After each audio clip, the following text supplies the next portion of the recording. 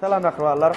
Yadınızda olsa Elite Mebel 10 ay bundan öň bir uly aksiya eğlan edipdi. Ýagny Elite Mebel alana ýerüte petek berýärler. Ondan soň aksiýa öňe ýetasy sowgadym Toyota Corolla 2021. Ondan başga da bir näçe sowgatlarym bar diýipdi. Umumy petegiň sany, ýagny aksiya petegiň sany 100'den gowra gatyr köpem däl, eýem olan sany dolup gelýär.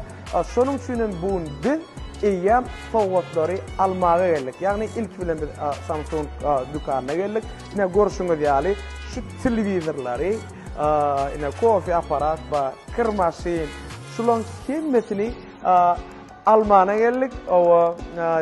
İň pes sowgat ine şu bolmagda mümkin da. Diňe uly sowgatlar, şonuň üçin hem äzer biz bilen alyň, ýene de başga näkeli sowgatlar alýanmydy? Tomaşa edin.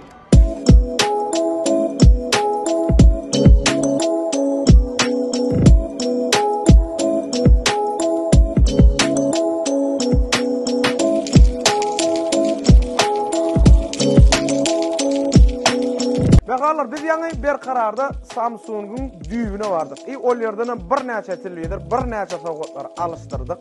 Hemmetem gowy sowgatlar. Ýöne biz o bilen şäklenendik. Eýem biz Aptaboyda 173-nji dükanyna geldik. Görüşüňiz ýalan bärde de diňe telefon şolar ýazatlar.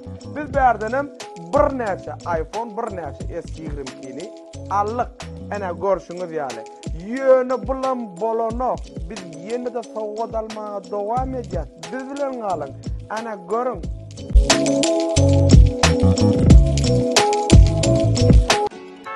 Mehmanlar biz ýem Aşgabat molla.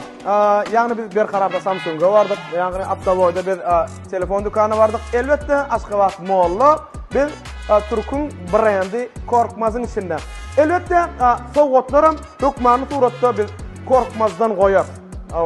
Iň pes sowgatlar Korkmaz'dan bolar. Ýöne iň pes sowgat diýenimde minimum 3000-4000 manatlyk sowgat bolar. Elite Mebel'in eglan eden aksiýasy şundan ibarat bir näçe ýene de sowgatlar bolar.